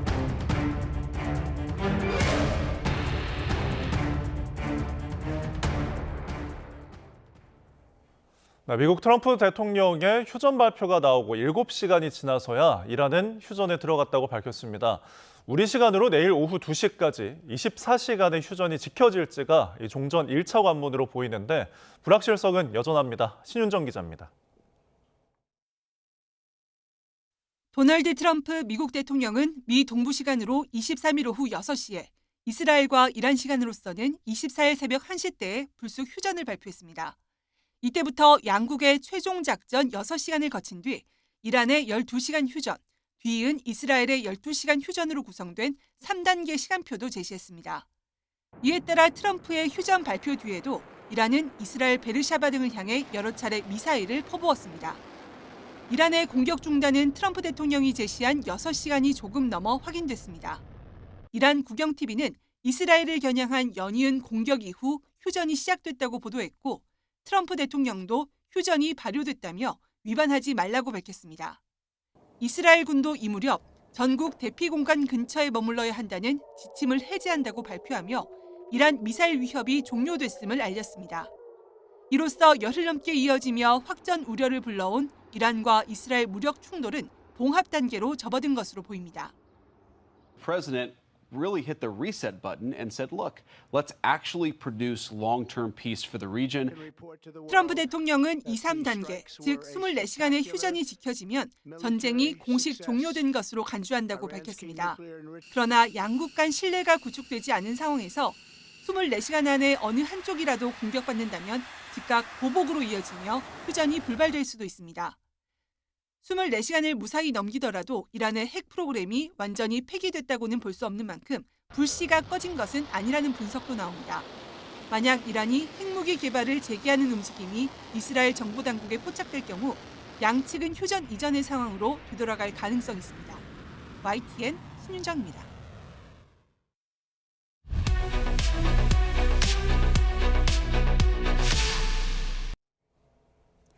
어제까지만 해도 미사일을 주고받으며 살얼음판을 걷던 이스라엘과 이란이 휴전에 합의했다고 트럼프 대통령이 밝혔습니다. 네, 미국이 핵심 핵시설을 타격하면서 이란이 사실상 백기투항했다는 분석이 나옵니다. 김열수 한국군사문제연구원 안보전략실장과 함께 관련 이슈 자세히 짚어보겠습니다. 어서 오십시오. 네, 어서 오세요. 안녕하세요. 네, 어제까지만 해도 살얼음판이었는데 오늘 새벽에 갑자기 이스라엘과 이란의 휴전 합의했다 이런 소식이 전해졌어요. 그런데 트럼프 대통령이 밝힌 내용을 보면 12시간 동안이라는 말도 있고 또 전면적이고 완전한 휴전이란 말도 있고 뭐가 맞는 건가요? 뭐가 맞는지 저도 잘 모르겠습니다. 네. 전체적으로 보면은 어찌됐든 확정 국면으로 갈 수 있는 것이 일단은 휴전 국면으로 접어들었다라고 하는 그 큰 흐름 자체가 중요한 것 같고요. 네. 미국이 굉장히 고민을 많이 했던 것 같아요. 왜 그러냐면 자칫 잘못하면은 과거에 이라크도 2003년도에 개입을 해가지고 20년 동안 거기 발목 잡혔고 아프가니스탄 같은 경우도 2001년도에 개입을 해서 20년 동안 발목 잡혀서 그게 결국 지금의 미국의 재정 적자를 그냥 눈덩이처럼 불어 일으키게 한 계기가 됐고 그 사이에 중국이 지금 미국의 목덜미를 잡을 정도로 커져버렸거든요.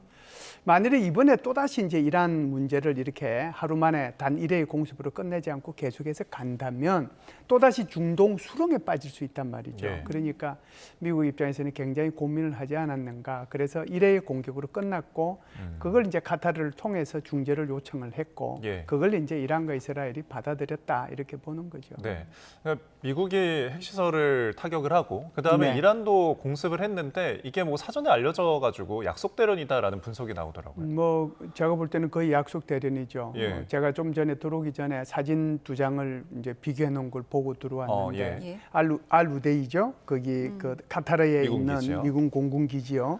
그 공군기지 이란이 공격하기 전에 그 사진하고 이란이 공격하고 난 이후의 사진하고 거기 이제 비교를 해놨어요. 그러니까 며칠 전에는 그곳에 미군의 그 공군기들이 굉장히 많이 있었습니다. 전투기도 있고 뭐 무슨 정찰기도 있고 공중거북이도 있고 이런 것들이 많이 있었는데 사실상 그거 하고 난 뒤에는 거기 하나도 없어요. 그러니까 완전히 그 전에 다 비웠다는 얘기거든요. 그러니까 이것이 노티스가 된 게 뭐 1시간, 2시간 전에 노티스가 된 게 아니라 비교적 이런 시간 내에 알려주지 않았는가. 그래서 그 약속 대련을 했다라고 생각을 하는데요.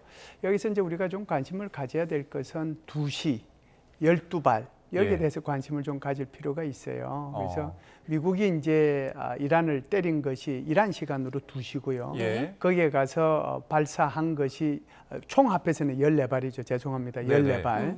그래서 지금 이제 이란이 여기 이라크에 있는 미군 기지를 공격한 것도 정확하게 2시에 14발을 때린 거거든요. 그 중에 이제 13발은 전부 다 이제 요격이 된 거고 한 발은 이제 떨어지긴 했지만 거의 이제 피해가 없는 상태다 이렇게 볼 수가 있죠.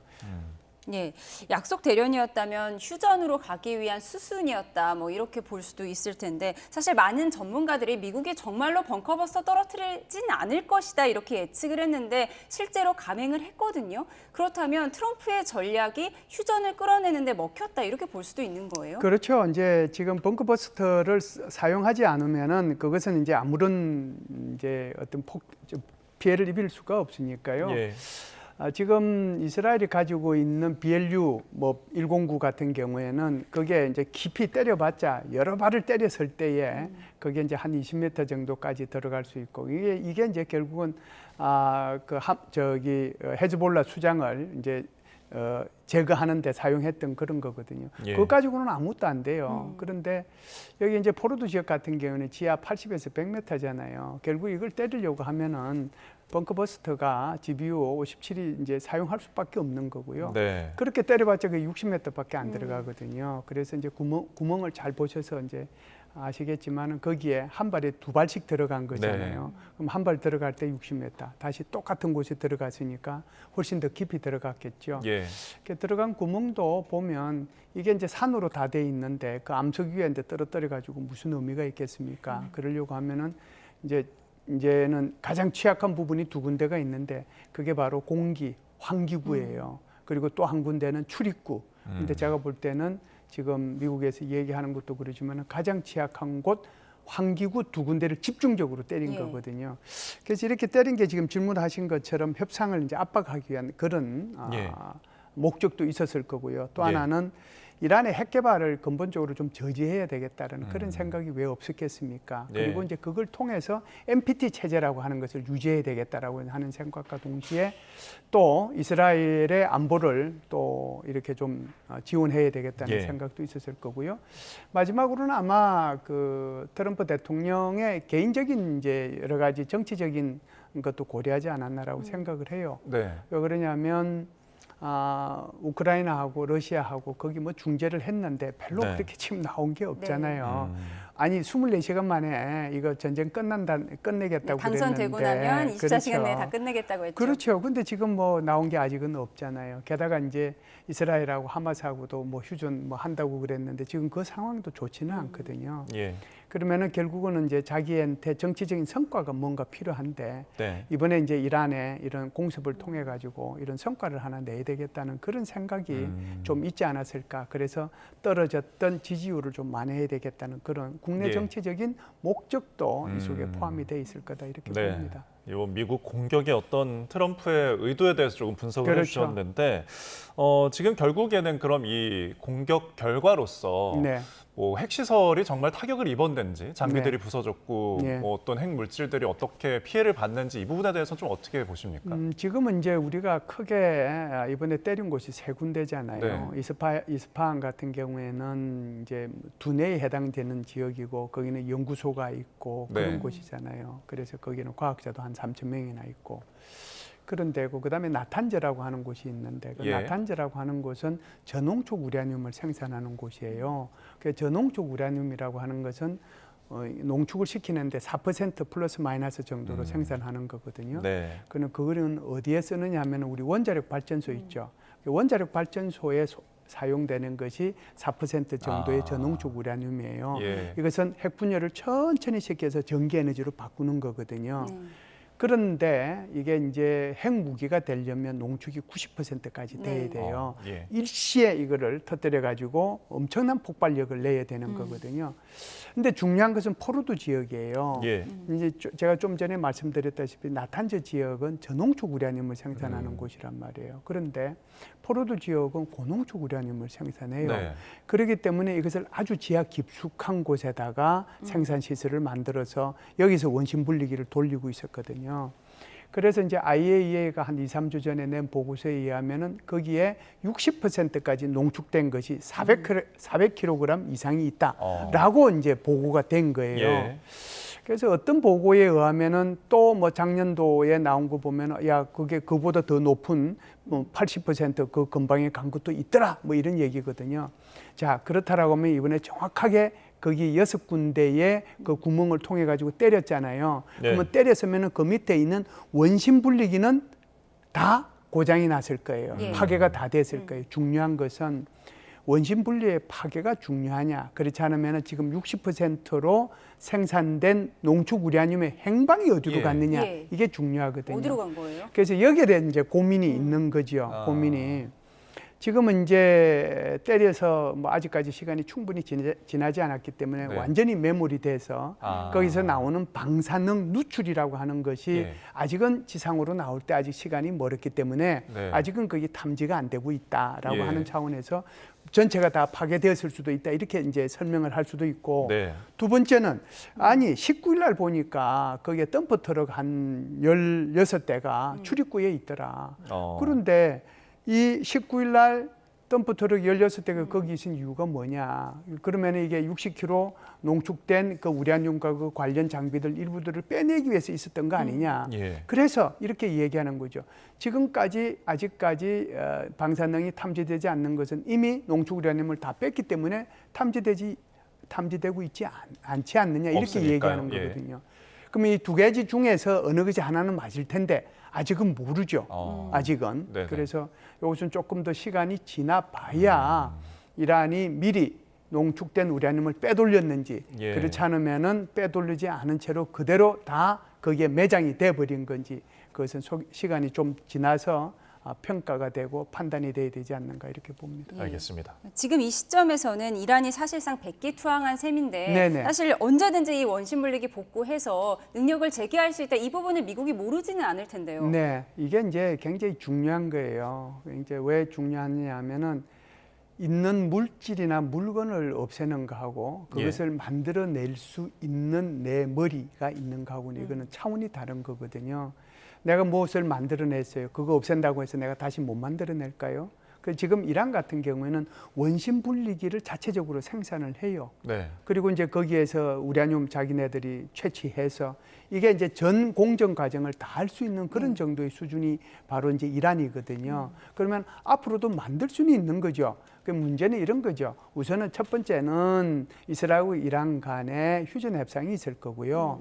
두 번째는 미국하고 이란 간의 비핵화 회담과 관련된 협상이 있을 겁니다. 그래서 여기에 대해서 미국은 이란에 대해서 어느 정도까지 농축을 허용해 줄 거냐. 그렇지 않으면 농축을 허용해 주지 않을 거냐. 만일 농축을 허용해 준다라고 하면은 미국이 같이 개입을 해서 미국하고 이란하고 또 다른 나라하고 같이 이렇게 농축을 할 수 있는 것을 허용해 줄 거냐. 그러면은 그 대신에 이란에 대해서는 경제 제재를 무엇을 해제해 줄 것이냐. 이런 문제들을 가지고 이렇게 협상을 하지 않겠는가 이렇게 봅니다. 네. 또 한편에서는 지금 이제 하메네이 정권에 대한 교체 시도가 있지 않을까라는 분석도 있는데 이 부분은 어떻게 보시나요? 하메네이에 대해서는 그렇게 뭐 이 사람이 인기 있는 사람은 아니죠. 지금 연세도 이제 86세이기도 하지만 사실상 36년 동안 이스라엘을 신정체제로 끌고 이란을 신정체제로 끌고 왔잖아요. 사실상 우리가 그냥 신정체제 그러면 독재체제하고 비슷한 것 같은데 사실상 그보다도 뭐 더 강할 수도 있습니다. 종교까지 다 이제 통제를 하니까요. 입법부, 사법부, 행정부, 군 통수권까지 다 가지고 있는 거잖아요. 그런데 이제 작년 6월 달에 이란에서 대통령 선거했잖아요. 그 대통령 선거했는데 계획파가 있었고 굉장한 이슬람 원리주의에 입각한 보수주의파가 있었어요. 그런데 지금 페제스키아는 누굽니까? 계획파잖아요. 이때 이미 이제 하메네이는 충격을 한번 받은 거죠. 받았는데 이번에 이제 다시 미국으로부터 이렇게 공습을 받고 그러니까 아마 여기에 대한 여러 가지 그 이란 내부에 이제 문제는 있을 거예요. 이런 거죠. 이란 같은 경우에는 지금 우리가 언뜻 생각할 때는 우리 뭐 한국이 전부 다 이제 한민족으로 구성이 돼 있으니까 모든 민족이 다 똑같다고 이렇게 생각하잖아요. 그런데 이란은 이제 학자에 따라서 좀 다르긴 해요. 어떤 사람은 페르시아인들이 60% 뭐 또는 55%, 50%고 나머지 쿠르드족을 포함해서 이런 사람들이 다 합해서 뭐 50% 이런 식으로 얘기를 하거든요. 그 얘기의 핵심은 다민족으로 구성이 돼 있다는 거고요. 시아파만 그 속에 존재하고 있는 건 아니다라고 하는 거예요. 순위파도 있다는 거죠. 그러다 보니까 다양한 이제 정치적인 욕구들이 이제 그 속에서 나타나는 거죠. 미국은 이런 생각을 할 겁니다. 이렇게 인기 없는 사람을 이렇게 그 레짐 체인지를 하는 것이 바람직한 거냐, 놔두는 것이 바람직하냐, 여기에 대한 이제 고민을 미국은 할 거라고 저는 봐요. 예. 역사를 한번 보죠. 우리가 이제 이라크의 사담 후세인을 2003년도에 추출을 했잖아요. 결국은 죽었단 말이죠. 네. 그리고 이제 그 뒤에 리비아의 카다피 많이 들어봤죠. 그 사람도 결국은 추출을 했는데 결국 그 두 나라가 어떻게 됐습니까? 굉장히 혼란 속으로 빠져들었잖아요. 그래서 사실상 외부에서 들어가서 개입을 해서 어떤 지도자를 추출하게 되면은 오히려 그 여러 가지로 이렇게 다양성을 가지고 있는 그런 국민들이라고 하더라도 단결하는 경향이 있어요. 그래서 오히려 놔두면 자기네들끼리의 그런 갑론을박을 통해서 또는 내분을 통해 가지고 이걸 정리하거든요. 그 정리하는 것이 훨씬 바람직하단 말이죠. 그래서 미국의 입장에서 보면 어느 것이 나을 건가 그런 고민도 지금 하지 않겠는가라고 생각을 합니다. 이게 지금 이란과 이스라엘 간의 전쟁인데 오늘 휴전 협상이 진행된 걸 보면 트럼프 미국 대통령이 먼저 밝히고 또 이란이 밝히고요. 한참 후에 이스라엘 네타냐후 총리가 휴전에 대해서 밝혔거든요. 이런 부분은 우리 남북 관계에도 시사하는 바가 클 것 같아요. 그럴 수는 있죠. 그럴 수는 있는데 이제 카타르가 중재 역할을 했잖아요. 이제 아시다시피 올 초에 그 트럼프 대통령이 카타르를 방문했을 때 사우디아라비아, 카타르, 아랍에미레이트를 방문을 했거든요. 아시다시피 카타르에서 5,600억짜리 전용기도 하나 선물했잖아요. 좀 전에도 말씀을 드렸습니다만 카타르에는 미 공군 기지가 있는데 이 기지가 왜 중요하냐면 이 중동 지역 전체를 관할하는 미국의 통합사령부가 바로 남부사령부라고 해요. 우리 인도태평양인 인도태평양 사령부가 다 관할을 하잖아요. 그 중동 지역은 남부사령부가 관할을 하는데 남부사령부의 본부는 미국의 플로리다 주에 있어요. 그런데 그 전방 지휘소가 바로 이 공군기지에 있어요. 굉장히 중요한 역할을 하는 것이죠. 그래서 이제 아마 트럼프 대통령이 여기에 대해서 카타르 국왕한테 전화를 좀 해달라고 그러니까 바로 이란하고 전화를 통하고 이스라엘하고 전화를 통했는데 한쪽은 순입하고 한쪽은 시합하잖아요. 그럼에도 이게 이제 가능했던 것은 사실상 카타르는 순입파예요. 카타르하고 사우디아라비아가 국교가 단절된 적도 있었어요. 이제 그 정도로 안 좋았을 때도 그 카타르는 계속해서 그 이란이라고 하는 그 시합하고 관계를 유지했거든요. 그걸 이제 이란은 알고 있습니다. 그렇기 때문에 전화를 받고 거기 이제 좋다. 그렇게 하자라고 이제 얘기를 했는데 제가 볼 때는 이란도 바라고 있었어요. 왜 그러냐 하면 이란이 지금 몇십 년 동안 경제 제재를 받고 있잖아요. 군사력 바닥이죠. 경제력 바닥이에요. 무기가 미사일이 날라와도 이거 하나 제대로 격추시킬 게 없어요. 공군기 없어요. 해군기 없어요. 뭐가 있습니까? 가지고 있는 게 미사일 한 2,000발 정도 가지고 있었다라고 하는데 그것도 작년도에 이스라엘하고 4월달, 10월달에 두 번에 걸쳐 가지고 미사일 쏜 게 한 350발 쏘고 이번에 이제 한 12일간 쏜 게 한 400여 발 쏘고 그러면은 남아 있는 게 한 1,200발밖에 더 있어요. 그러면은 전체 통틀어서 그것밖에 없는데 미국하고 계속해서 이 전쟁이 간다라고 하면 그 이란이 어떻게 견뎌내겠어요? 그 이란도 내심 바라고 있었던 거죠. 그래서 이란이 이제 언뜻 이걸 수용했다라고 보고요. 그 다음에 이제 이스라엘 같은 경우에도 이것을 이제 수용할 수밖에 없었던 것이 일단은 트럼프 대통령이 전화를 했을 거 아니에요. 수용해라라고. 그러니까 특히 이제 이번에 공석까지도 같이 동참해 줬지 않습니까? 그리고 12일간이나 했기 때문에 원래는 네타냐후가 2주 동안 공습을 한다고 그랬어요. 그 2주에서 한 이틀 모자라는 거거든요. 그러면은 이스라엘이 원했던 것은 거의 다 가서 공습을 다 했어요. 파괴할 만큼 했고 이란의 어떤 지금 현재 수준으로 복귀하는 데까지 적어도 10여 년 넘게는 걸릴 수 있는 그런 것들이 됐다라고 판단하기 때문에 이제 이스라엘도 동의를 했다라고 보거든요. 그걸 이제 남북 관계에서 하면 누가 이런 중재 역할을 해줄까요? 이제 대신에 이제 북한은 이런 생각을 할 겁니다. 두 가지의 복잡한 생각을 저는 할 거라고 봐요. 하나는 두려움이에요. 그리고 하나는 절대로 비핵화하면 안 되겠구나 하는 생각일 거예요. 두려움이라고 하는 것은 이번에 GBU-57을 통해서 그 위력이 얼마나 센지 그것이 어디까지 뚫고 들어가는지를 정확하게 봤다는 거거든요. 그래서 미국이 그럴 수도 있겠구나 하는 생각을 아마 했을 거고요. 또 하나는 만일에 내가 비핵화 회담에 나가면은 나도 이란과 같은 꽃 같은 꼴이 날 거다. 그렇기 때문에 지금 북한이 하고 있는 이제 행동들을 보면 예. 그렇게 트럼프가 친서를 뉴욕 채널을 통해서 보내더라도 안 나오려고 그러잖아요. 그러니까 이제 러시아가 자기를 든든하게 뒷받침해주고 있고 경제적으로, 외교적으로, 군사적으로 다 지원해주고 있는데 괜히 이럴 때 미국하고 나와가지고 회담 해가지고 계속해서 압박받고 그러면 스트레스만 받고 비핵화 안 해야 되는데 비핵화 하라고 그러면 손해라고 생각하거든요. 예. 그렇기 때문에 오히려 북한은 핵무기를 포기하지 않으려고 하는 그런 생각을 더 굳히는 계기가 될 수도 있겠다는 생각을 해요. 알겠습니다. 중동 사태 국면 전환에 대해서 이야기를 나눠봤습니다. 지금까지 김열수 군사문제연구원 안보전략실장과 함께했습니다. 고맙습니다. 고맙습니다. 감사합니다.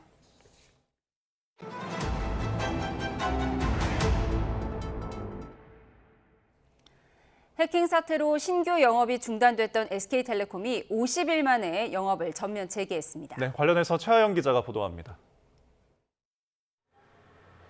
SK텔레콤이 신규 영업을 재개한 첫날, 매장 앞에는 해킹 안심 안내문과 함께 신규 고객 유치를 위한 광고가 새로 생겼습니다. 신규 영업이 중단된 지 50일 만으로 정부는 유심 교체 대란이 어느 정도 해소됐다고 보고 영업을 다시 허락했습니다. 예약을 해놓고 줄을 서가지고 며칠 기다려야 된다고 그랬어요. 그게 지금 이제 빨리 되는 편 같아요. 지난 4월 해킹 사고 이후 SKT에서 다른 통신사로 갈아탄 가입자는 50만 명으로 추산됩니다. 시장 점유율 40%도 무너졌을 것이란 분석이 나오는 가운데 SKT는 시장 1위 자존심 회복에 본격적으로 나설 계획입니다. 신규 중지 기간에 좀 상당히 긴 시간이었습니다. 그래서 그 부분에 있어서 일단 좀 더 정상화를 빨리 하기 위한 그런 준비들을 하기 위해서 지금 최선을 다하고 있고요. KT나 LG U+도 가만히 고객을 뺏길 수 없는 만큼 단말기 보조금을 대폭 올리는 등 공격적인 영업에 나설 가능성도 있습니다. 특히 다음 달 22일부터 과열 경쟁을 막기 위해 단말기 지원금 규모를 제한한 이른바 단통법이 폐지되면서 보조금 전쟁에 기름을 부을 전망입니다. 여기에 다음 달 초에는 신규 가입자 모집을 위한 절호의 기회인 삼성전자의 신형 휴대전화 출시도 예정돼 있습니다. 소비자 입장에선 보조금을 많이 받으면 좋겠지만 과열 경쟁에 따른 우려도 나옵니다. 보조금으로 지급되는 그런 그 코스트를 소비자의 어떤 그 통신료 부과라든지 서비스의 좀 질 저하로 좀 전이시키지 않을까 하는 우려감이 있거든요. SKT의 영업 정상화와는 별개로 정부는 조만간 해킹 사고 조사 결과를 발표할 예정입니다. SKT도 이를 전후해 해킹 사고로 인한 위약금 문제 등 가입자 보상 방안을 내놓을 계획입니다. YTN 최하영입니다. 오늘 낮 동안 충청 이남 지역으로 장맛비가 확대됐습니다. 현재 레이더를 보면 긴 띠 형태의 비구름이 지나고 있는데요. 밤부터는 비구름이 전국 대부분 지역으로 확대되겠습니다. 내일까지 수도권과 영서, 영남의 최고 60mm, 충청의 최고 40mm, 호남 지역은 5에서 10mm의 비가 예상됩니다. 영남 지역은 내일 새벽까지, 수도권은 내일 오후까지 다소 강한 비가 내리는 곳도 있겠습니다. 비는 내일 새벽 호남 지역부터 그치겠고요. 밤에는 대부분 잦아들겠습니다. 또 내일부터 해수면이 높아지는 기간입니다. 만조대 해안가 저지대는 침수 위험이 있겠습니다. 내일 중부지방은 오늘보다 기온이 낮아져 낮에도 25도 안팎을 보이겠습니다. 남부지방은 광주 26도, 대구 28도로 오늘보다 3도가량 높겠습니다. 날씨였습니다. 화요일 뉴스룸 마치겠습니다. 함께해 주신 여러분 고맙습니다.